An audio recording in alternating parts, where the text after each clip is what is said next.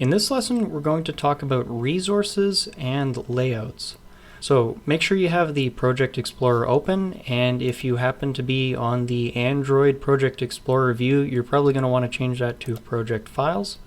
So what we're going to do is in any new generated Android Studio project, unless you've really messed up the configurations for it, you will find a module called app.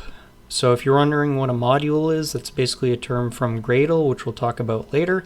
But for an easy to understand definition, this is where most of the actual code for the application itself will be written. So what I'm going to do is I'm going to click on the arrow to expand that, and then we're going to click on the source directory here, source standing for source files. Then I'm going to hit main.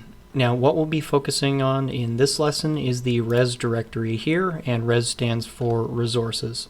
Go ahead and open up the res directory like so. Now what I'm going to do is I'm going to briefly overview the different directories and what they do, but I want to emphasize that there's no need to actually write this down and try and memorize it. You will get plenty of experience working with the files inside of the res directory, simply building applications. So don't worry too much about memorization, but let me just give you a quick overview. So in Drawable, we have graphic resources, which may be of various formats. So they could be PNG or JPG files. Those are known as raster graphics. And then you could also include things like SVG files. As you can see here, this is an SVG, and that's actually a vector-based drawable. Notice how many of these files have these strange, what I'll call qualifiers added to them, dash something or other. This is basically how you specify resources to be used, so resources being things like images, text, stuff like that. This is actually how you specify different API levels, screen densities, and various things like that. So if you're working with things like raster graphics, for example, you're going to want to specify different drawables of different resolutions depending on what size of screen you're working with. Now, this MIP map folder here is specifically used for launcher icons, whereas general purpose image drawable type resources, you'll want to put that in the drawable folder. And then also very importantly, we have the values folder.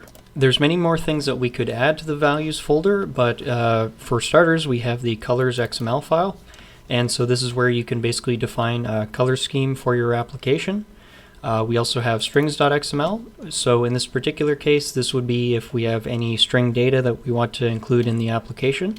Now, one thing you can do is you can add some qualifiers to different values folders. So for example, we could do values-en to specify English text. And then we could create another folder called values-fr, for example, if you want to add the French writing in your application. And then we also have this styles.xml file. Now, it doesn't actually matter so much what this file is called. You can basically just make sure that you have the resources tag specified.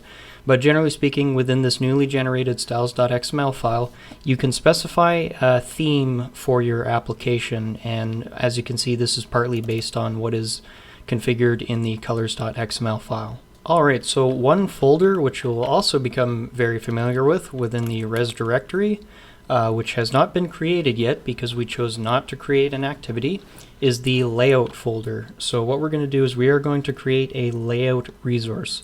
So what you can do is you can right click on the res directory here, go to new, and we're going to pick Android resource file.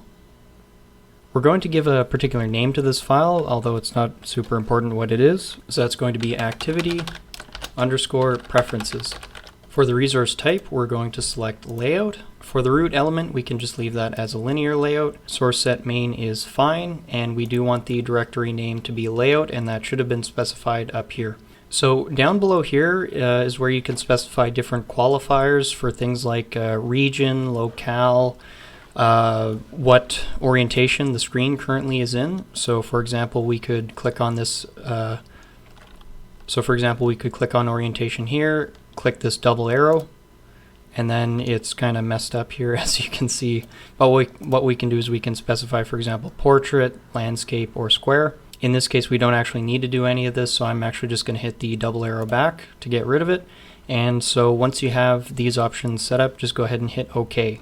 Alright, so as you can see, that's created a new layout XML file.